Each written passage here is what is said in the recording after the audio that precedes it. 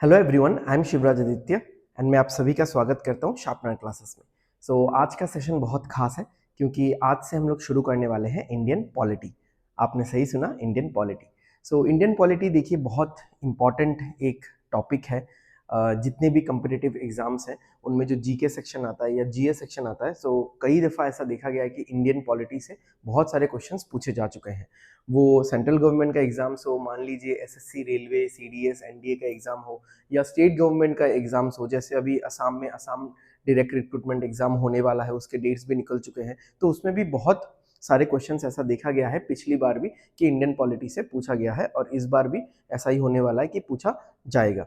Indian polity उस हिसाब से एक बहुत ही महत्वपूर्ण, एक बहुत ही इंपॉर्टेंट पार्ट बन जाता है हमारे प्रिपरेशन का।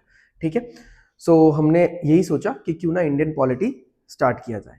ओके, तो पहले मैं थोड़ा सा बता देता हूँ ब्रीफ कि हम लोग पढ़ेंगे कैसे, क्योंकि बहुत लोग के माइंड में ये डाउट होगा कि हम लोग डायरेक्ट क्वेश्चंस देखेंगे, बेसिक्स करेंगे तो टाइम लगेगा। बहुत सारे एग्जाम्स अभी 6 महीने में लाइनअप में है, कुछ एग्जाम्स का डेट निकलने वाला है, कुछ एग्जाम्स का डेट ऑलरेडी निकल चुका है।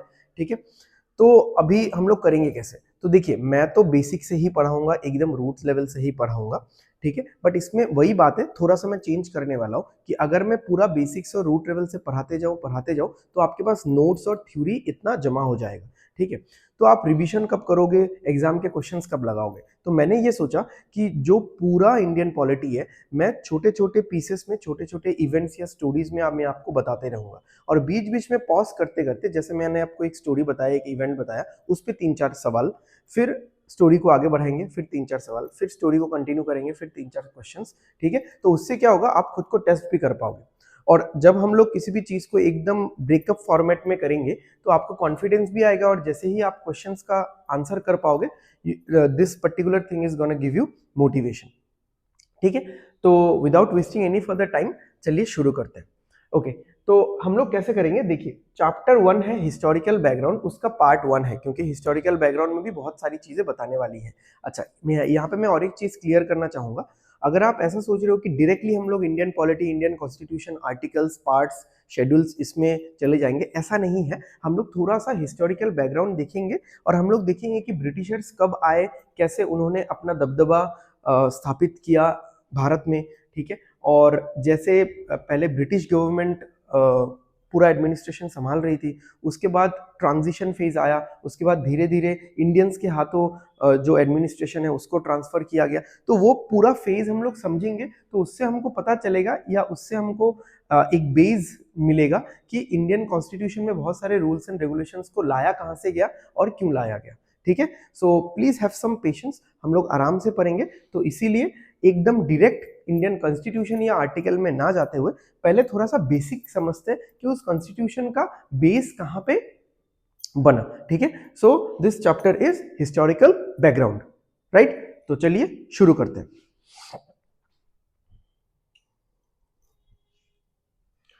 ओके, सो रॉयल चार्टर।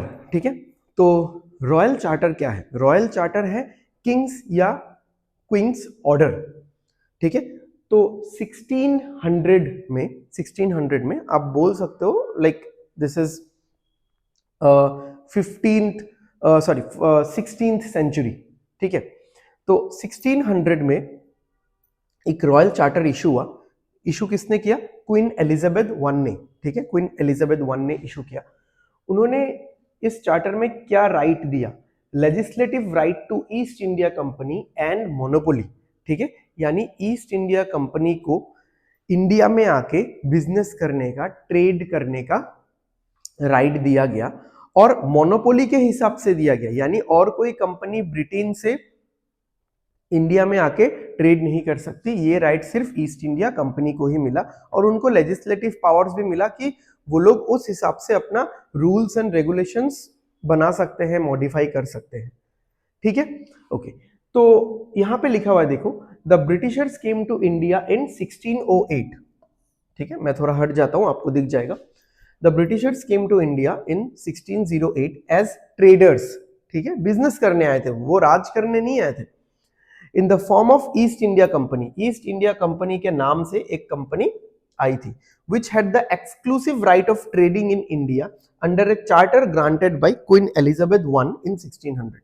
ठीक है, क्वीन एलिजाबेथ वन द्वारा जो चार्टर या जो ऑर्डर मैंने बोला जो इशू किया गया था, उसमें यही लिखा हुआ था कि ईस्ट इंडिया कंपनी बोल के एक कंपनी है, वो इंडिया में जाएगी, ट्रेड करेगी, एंड उनको पूरा मोनोपोली दिया हुआ था। ठीक है, क्वीन एलिजाबेथ वन उस समय की क्वीन थी। अभी भी जैसे आपको पता होगा कि ब्रिटेन में डेमोक्रेसी तो है, बट वहां पे क्राउन भी है, वहां पे राजा रानी वाला जो सिस्टम है वो अभी भी चलता है। ठीक है, ओके। तो ईस्ट इंडिया कंपनी जो है बेसिकली वो ब्रिटेन के इलाइट क्लास जो है, वो इलाइट क्लास के कुछ लोगों ने मिलके बनाया था। ठीक है, तो इसके बारे में हम लोग आगे देखेंगे। चलो, छोटा सा पार्ट आपने जाना, इस पे 2 क्वेश्चंस बताओ। When was the royal charter given by the queen? बहुत बेसिक क्वेश्चन है, 1600। ठीक है, ओके। दूसरा, when did the East India Company land in India? When did the East India Company landed in India? 1608। अच्छा, अब ये वाला क्वेश्चन थोड़ा सा ट्रिकी है, बहुत स्टूडेंट्स एग्जाम में फंसते हैं। एक्चुअली वो लोग इस चीज को कंफ्यूज कर लेते हैं कि when did East India Company land in India and उन्होंने कब फैक्ट्री एस्टेब्लिश किया। तो अपना पहला फैक्ट्री उन्होंने एस्टेब्लिश किया 1611 में, बट वो लोग सूरत में लैंड हुए 1608 में, बट सूरत में जो फैक्ट्री था वो उन्होंने एस्टेब्लिश किया 1612 में। ठीक है, 1611 में पहला फैक्ट्री इन मासूलीपट्टनम, हम लोग देखेंगे, मैंने नोट्स बना के रखा हुआ है। ठीक है, एंड दूसरा फैक्ट्री सूरत में इन 1612, बट लैंड किया फॉर द फर्स्ट टाइम 1608 में। ठीक है, ओके। तो थोड़ा सा स्ट्रक्चर जो कि मैं बोल रहा था कि ईस्ट इंडिया कंपनी बेसिकली उन लोगों की कंपनी है जो ब्रिटेन के एलीट क्लास लोगों ने मिलके बनाया है। ठीक है, यानी जैसे आप मान लो कि इंडिया में बिरला, टाटा, अंबानी, ठीक है, बजाज, ठीक है, ऐसे जो भी मतलब एकदम टॉप क्लास के लोगों ने मिलके अगर कोई कंपनी बनाया होगा, तो उन टॉप क्लास के लोगों को या एलीट क्लास के लोगों को,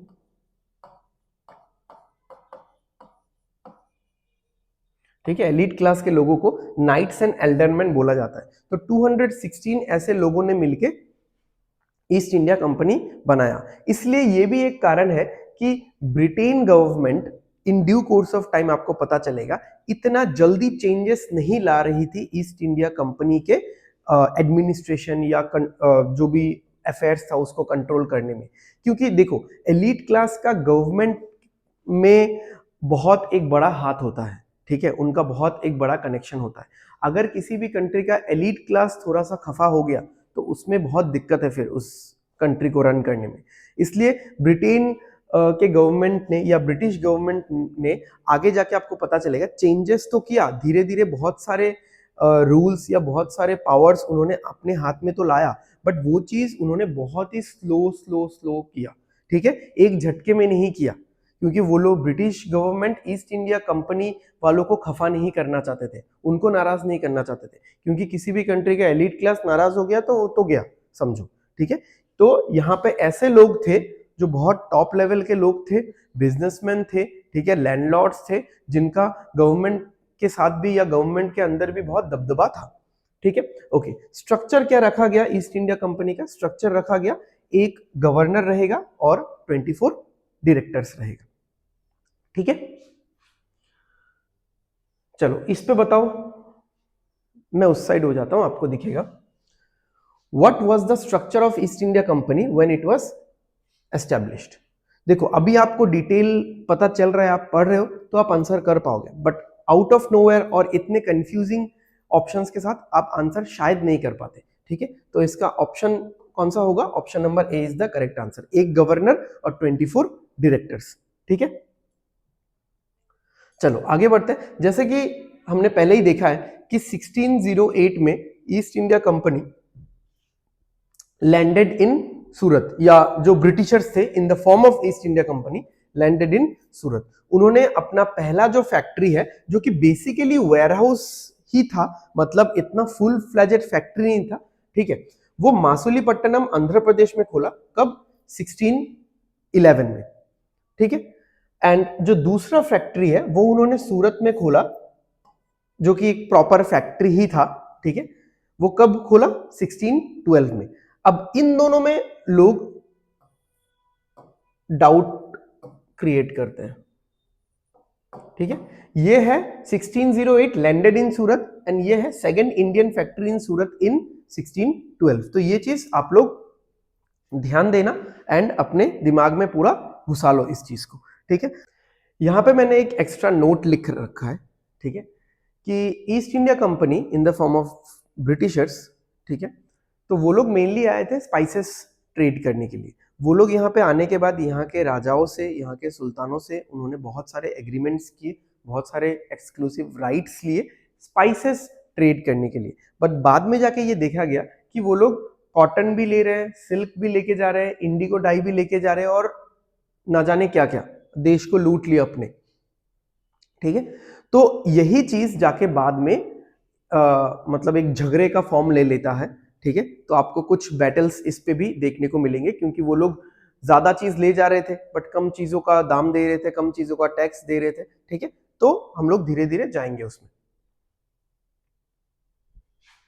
ओके, ये देखो, when and where did East India company establish their first and second factory? Options देखो, बहुत कंफ्यूजिंग है, ठीक है। अगर आपको थोड़ा सा भी आधा अधूरा इंफॉर्मेशन पता है, आप इस क्वेश्चन को नहीं कर पाओगे, क्योंकि अगर आपको पता है कि मासूलीपट्टनम और सूरत है, बट ईयर कौन सा है, ठीक है, तो फर्स्ट और सेकंड, हाँ, बट आप थोड़ा सा दिमाग भी लगा सकते हो। अगर आपको यह पता है कि पहले मासूलीपट्टनम है और बाद में सूरत है, तो मासूलीपट्टनम के साथ ये वाला ईयर ही जाएगा और सूरत के साथ ये वाला ईयर भी जाएगा। बट यहां पे ये भी कंफ्यूजन है कि मासूलीपट्टनम 1608 भी हो सकता है और सूरत 1609 भी हो सकता है, ठीक है। तो ईयर तो आपको पता होना चाहिए, ठीक है। फिर भी अगर थोड़ा सा डाउट है आप एलिमिनेशन कर सकते हो, बट अगर एकदम एग्जैक्टली पता है तो बेटर है, ठीक है। एग्जाम में मतलब आप बेसिक इंफॉर्मेशन के साथ ज्यादा छेड़छाड़ नहीं कर पाओगे। ओके, तो Masulipatnam in 1611 and Surat in 1612, option number B, right. देखो नेक्स्ट, ओके, एक्चुअली आप देखो, अगर क्योंकि 1612 तक सूरत में फैक्ट्री एस्टेब्लिश हो गया था, ठीक है, तो अगर हम लोग ये इंडिया का कोस्ट लाइन देखे, ठीक है, मैंने अपर पार्ट ड्रॉ नहीं किया, तो ये है पूरा का पूरा, ये है पूरा का पूरा वेस्ट कोस्ट। तो अगर आपको पता होगा, वेस्ट कोस्ट में धीरे धीरे अपना दबदबा पोर्तुगीज भी जमा रहे थे और ईस्ट इंडिया कंपनी तो फैक्ट्री खोल के करीबन 12 साल में वो लोग हल्का फुल्का सा एस्टेब्लिश हो गए थे।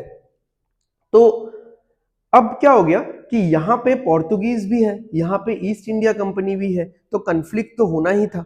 तो east India company and Portuguese के बीच में एक बैटल हुआ जिसका नाम है बैटल ऑफ स्वेली, जो कि सूरत में हुआ 1612 में। और ये एक नेवल बैटल था, क्योंकि आपको दिख रहा है यहाँ पे समुंदर है हर तरफ, ठीक है, कोस्ट लाइन है, तो ये नेवी जो होता है ना, ठीक है, नेवी, तो नेवल बैटल था। एंड आपके इंफॉर्मेशन के लिए मैं बता दूं कि ब्रिटेन का जो नेवल है वो बहुत स्ट्रांग था, बहुत ही ज्यादा स्ट्रांग था उस टाइम पे, अभी भी है, बट अभी क्या है कि अभी तो बाकी बहुत सारे देश भी डेवलप कर रहे हैं या कर चुके हैं, तो अभी कंपैरिजन में उतना मतलब हमको एग्जेजरेट नहीं भी करने से होगा, बट उस टाइम में लाइक 1600 के टाइम में ब्रिटेन का नेवल बहुत ही खतरनाक था, ठीक है। तो अगर नेवल बैटल होता है तो ब्रिटेन को हराना इम्पॉसिबल है, ठीक है। तो वही हुआ, एक छोटा सा नेवल बैटल हुआ ईस्ट इंडिया कंपनी और पोर्तुगीज के बीच में, और विनर कौन है? ईस्ट इंडिया कंपनी, ठीक है। एंड आपको ये पता होगा शायद कि आप अगर कभी गोवा में गए भी हो, गोवा में आपको बहुत पोर्तुगीज कल्चर देखने को मिलेगा, ठीक है। तो एक्चुअली पोर्तुगीज इस पूरे पार्ट में राज करने का देख रहे थे, बट ईस्ट इंडिया कंपनी के चलते उनका जो एरिया है वो गोवा तक ही सिमट के रह गया था, ठीक है। चलो कहानी में आगे बढ़ते हैं हम लोग। उसके बाद थॉमस रो करके ईस्ट इंडिया कंपनी का या ब्रिटिश गवर्नमेंट का आप बोल सकते हो, कोई एक डिप्लोमेट था। 1615 में वो जहांगीर के पास गया। जहांगीर का नाम आपने सुना होगा। जहांगीर एक मुगल एम्परर थे, ठीक है, शाहजहां के पापा थे। तो उन्होंने, थॉमस रो ने क्या किया, एक्सक्लूसिव राइट्स ले लिया, ठीक है, for commercial treaty for exclusive rights in trade in Surat. Surat में ट्रेड करने का एक्सक्लूसिव राइट ले लिया और कोई उनके अलावा ट्रेडिंग नहीं कर सकता उस पर्टिकुलर एरिया में, ठीक है। तो ये भी एक बहुत ही एक विन विन सिचुएशन है, बहुत ही एक बेनिफिशियल राइट ले लिया उन्होंने। एक्चुअली ब्रिटिशर्स क्या थे या ईस्ट इंडिया कंपनी वाले क्या थे, कन्विंस करने में बहुत माहिर थे। वो लोग यहाँ के राजाओं को, यहाँ के सुल्तानों को बहुत महंगे महंगे और अनोखे अनोखे तोहफे देते थे, गिफ्ट देते थे, जो वो लोग ब्रिटेन से लेके आते थे, ठीक है। या फिर मान लीजिए वो लोग कुछ उनको लुभाने के लिए ऐसा कुछ जो English wine and all this, ये सारा चीज लेके आते थे, ठीक है। तो थॉमस रो ने जहांगीर को इम्प्रेस करने के लिए बहुत सारा गिफ्ट्स दिया, ठीक है, कन्विंसिंग बहुत सारी बातें बोली, एंड देन उनको बस यही था कि अपना पर्पस फुलफिल होना चाहिए। तो उनका पर्पस यहाँ पे फुलफिल हो चुका था, ओके। फिर धीरे धीरे ईस्ट इंडिया कंपनी जो अपना टेरिटरी है वो एक्सपैंड करने लगी। उन्होंने फिर ट्रेडिंग पोर्ट्स खोला, सूरत में 1619 में, मद्रास में 1639, बॉम्बे में 1668 एंड कलकत्ता में 1690। तो आप अगर देखोगे कि ईस्ट वेस्ट साउथ पूरा एक ओवरऑल उन्होंने कवर कर रखा था, ठीक है। यहाँ पे कलकत्ता हो गया, मद्रास हो गया, बॉम्बे हो गया, सूरत हो गया, तो ओवरऑल एक उन्होंने कवर कर लिया था। इन 1634 शाहजहां के पीरियड में, शाहजहां भी एक मुगल एम्पायर थे, आपको पता होगा, जिन्होंने ताजमहल बनवाया था, ठीक है। उन्होंने ट्रेडिंग राइट ले लिया, ठीक है, trading right of EIC, EIC मतलब East India company, extended to Bengal, ठीक है। बंगाल के रीजन में भी उन्होंने एक्सक्लूसिव ट्रेडिंग राइट्स ले लिया था, ठीक है। पहले तो सिर्फ पोर्ट बना एंड उसके बाद उन्होंने ट्रेडिंग राइट्स भी ले लिया था, ठीक है। तो इस तरीके से ईस्ट इंडिया कंपनी आगे बढ़ रही थी, ठीक है। तो हम लोग भी कहानी में आगे बढ़ते हैं, बट आगे बढ़ने से पहले जैसे मैंने बोला, मैं छोटा छोटा कहानी का हिस्सा आपके सामने प्रेजेंट करूंगा एंड उसके बेसिस पे कुछ सवाल, फिर हम लोग कहानी में आगे जाएंगे, फिर कुछ question. When was the battle of Swally fought? Battle of Swally कब हुआ था? 1612 में, ठीक है। चलो आगे बढ़ते हैं। Who was the winner in the Battle of Swelly? Battle of Swelly में who was the winner? Obviously East India Company। किसको हराया था? पोर्तुगीज को हराया था। In which year did Thomas Roe visit the court of Jahangir? Thomas Roe Jahangir के court में कौन से साल में गए थे? 1615। एक्चुअली देखो, थॉमस रो ने तो बहुत सारा गिफ्ट्स दिया था जहांगीर को, बट उन्होंने जो सबसे इंप्रेसिव गिफ्ट दिया था वो था उनके वाइफ का एक पोर्ट्रेट, जहां तक लोग कहते हैं, ठीक है। वाइफ का एक पोर्ट्रेट दिया था जिससे जहांगीर बहुत इंप्रेस हो चुके थे, ठीक है। Okay, when did East India company established it's trading port in Bombay? बताओ। अब बहुत लोग वीडियो में शायद आगे जा रहे होंगे कि ये चीज तो ध्यान से देखा ही नहीं। मद्रास तो 1639 था, बॉम्बे 1668, कलकत्ता 1690, ठीक है। तो बॉम्बे कौन सा होगा? 1668। एक बार मैं फिर से स्लाइड दिखा देता हूं। 1619 सूरत, 1639 मद्रास, 1668 बॉम्बे एंड 1690 कलकत्ता।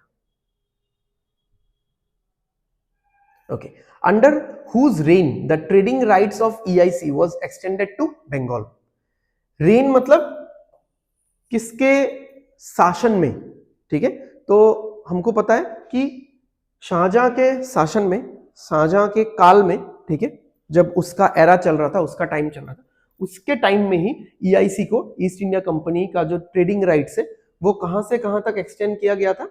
वो सॉरी, कहां से कहां तक नहीं, वो बंगाल तक एक्सटेंड कर दिया गया था। उससे पहले तो और बहुत सारे जगह में वो लोग ट्रेड कर ही रहे थे। सो इसका आंसर होगा Shahjahan. Okay, next coming to charter act 1670। 1670 में फिर से ऐसा चार्टर इशू किया गया, ठीक है। चार्टर मतलब मैं पहले ही बता चुका हूं, किंग्स ऑर्डर या क्वींस ऑर्डर, ठीक है। उस ऑर्डर में कुछ चीजें लिखी गई थी ईस्ट इंडिया कंपनी के बारे में। वो क्या था? Right to autonomous territorial acquisition, यानी वो लोग ऑटोनोमसली खुद से ही without taking the concern from British government अगर वो लोग कोई टेरिटरी एक्वायर करना चाहते हैं, यानी किसी टेरिटरी पे किसी जगह पे कब्जा करना चाहते हैं, वो लोग कर सकते हैं। ठीक है, to make war and peace, आप झगड़ा करो, ठीक है, एंड देन सबको ठंडा करो, सिंपल सा बात है। क्योंकि अभी तक देखो 1670 का टाइम है, अराउंड 70 इयर्स हो चुका था, ठीक है। या फिर अगर मैं अच्छे से बोलूं तो 1611 मासुलीपट्टनम में पहला फैक्ट्री, वहां से अगर मैं देखूं तो 59 इयर्स हो चुका था।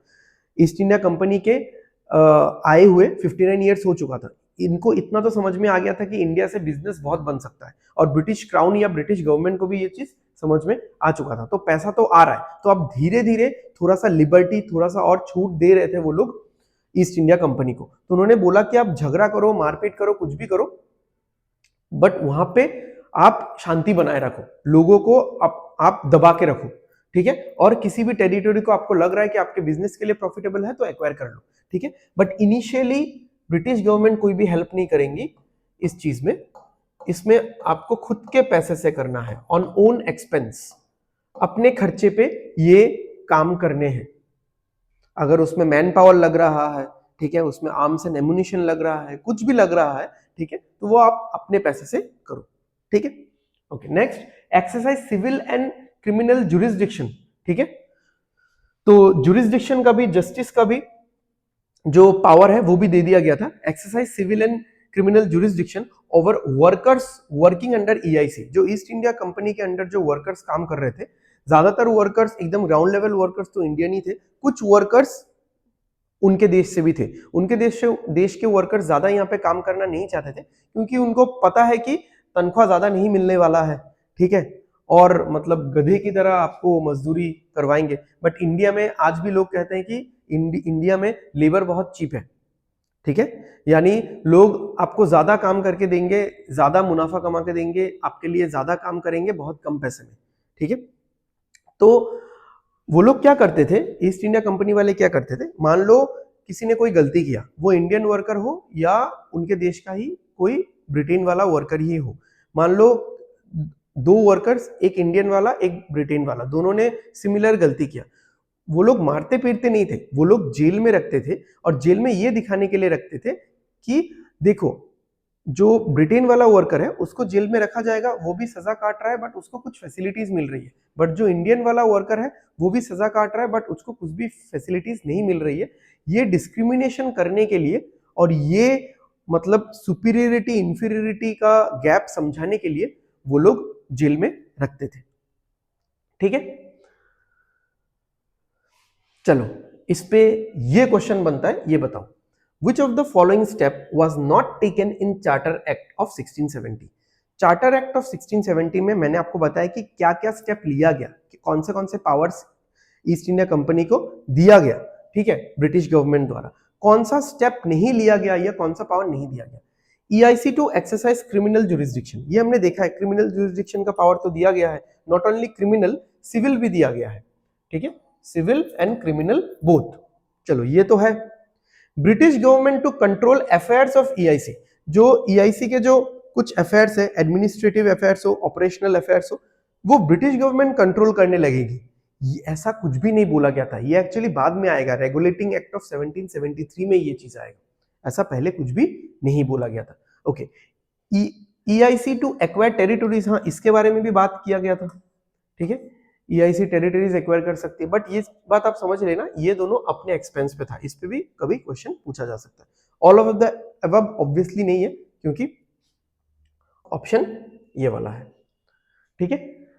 तो आई होप आपको समझ में आया होगा, ज्यादा क्वेश्चंस मैं नहीं ले रहा हूं और वीडियो को ज्यादा लंबा मैं नहीं खींच रहा हूं, हम लोग थोड़ा थोड़ा स्टोरी समझेंगे, स्टोरी में आगे बढ़ेंगे एंड धीरे धीरे क्वेश्चंस को समझते जाएंगे, सो दैट एग्जाम में अगर क्वेश्चंस आता है तो वो भी हमारे लिए बेनिफिशियल रहे। इनिशियली आपको थोड़ा सा लगेगा कि हम लोग हिस्ट्री में जा रहे हैं ना कि पॉलिटी में, बट ट्रस्ट मी, ये सारा चीज अगर आप समझोगे तो आपको कनेक्ट करने में आसानी होगा कि बहुत सारा रूल्स इंडियन कॉन्स्टिट्यूशन और इंडियन पॉलिटी में क्यों बनाया गया और वो क्यों आया, ठीक है।